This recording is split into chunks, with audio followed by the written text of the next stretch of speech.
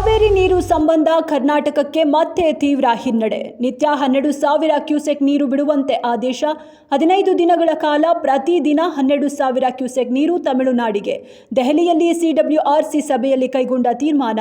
CWRC Karnataka ಸರ್ಕಾರಕ್ಕೆ ನೀರು ಬಿಡಲು ಸೂಚನೆ. ಅಂದಾಜು ಬರೋಬ್ಬರಿ 16 ಟಿಎಂಸಿ ನೀರು ಹರಿಸಬೇಕಾಗಿದೆ.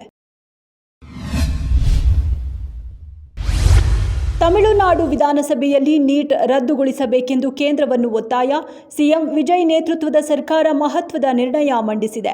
ನಿರ್ಣಯಕ್ಕೆ ಡಿಎಂಕೆ, ಎಡಿಎಂಕೆ, ಪಿಎಂಕೆ ಇತ್ಯಾದಿ ಹೆಚ್ಚಿನ ವಿಪಕ್ಷಗಳು ಬೆಂಬಲಿಸಿವೆ.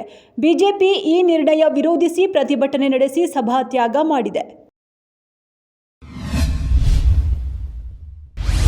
ಸ್ವತಃ ಸೋನು ನಿಗಮ್ ಅವರೇ ಶಸ್ತ್ರಚಿಕಿತ್ಸೆಗೆ ಒಳಗಾಗುತ್ತಿರುವ ಆಪರೇಷನ್ ಟೇಬಲ್ ಮೇಲೆ ಮಲಗಿಕೊಂಡೇ ಹಾಡು ಹಾಡುತ್ತಿರುವ ವಿಡಿಯೋ ವೈರಲ್ ಆಗುತ್ತಿದ್ದಂತೆ ಅವರಿಗೆ ಏನಾಯಿತು ಎಂದು ಅಭಿಮಾನಿಗಳು ಕಳವಳ.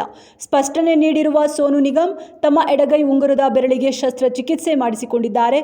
ನನಗೆ ಶಸ್ತ್ರಚಿಕಿತ್ಸೆ ಮಾಡುತ್ತಿದ್ದ ಡಾಕ್ಟರ್ ನೀಲೇಶ್ ಸತ್ಪಾಯಿ ಅವರು ನನ್ನ ಅಭಿಮಾನಿ ಎಂದು ಹೇಳಿಕೊಂಡಿದ್ದಾರೆ. ಬಹುಭಾಷಾ ನಟ ಪ್ರಕಾಶ್ ರಾಜ್ ವೋಟ್ ಡಿಲೀಟ್ ಆಗಿದೆ ಎನ್ನುವ ಸುದ್ದಿ. ಎಸ್ಐಆರ್ನಲ್ಲಿ ನಟ ಪ್ರಕಾಶ್ ರಾಜ್ ಅವರನ್ನ ಎಎಸ್ಡಿಡಿಒ ಪಟ್ಟಿಗೆ ಸೇರ್ಪಡೆ ಮಾಡಲಾಗಿದೆ. ಈ ಬಗ್ಗೆ ಎಕ್ಸ್ನಲ್ಲಿ ಮಾಹಿತಿ ಹಂಚಿ ವ್ಯಂಗ್ಯವಾಗಿ ನಟ ಕಿಡಿಕಾರಿದ್ದಾರೆ.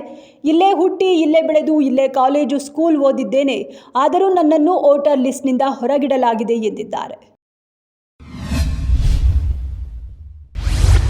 ಬೆಂಗಳೂರಿನ ಕಂಠೀರವ ಸ್ಟುಡಿಯೋ ರಸ್ತೆಯಲ್ಲಿ ಘೋರ ದುರಂತ. ಅಂಡರ್ಪಾಸ್ ಕಾಮಗಾರಿ ವೇಳೆ ಏಕಾಏಕಿ ಮಣ್ಣು ಕುಸಿದು 2 ಕಾರ್ಮಿಕರು ಸಾವು.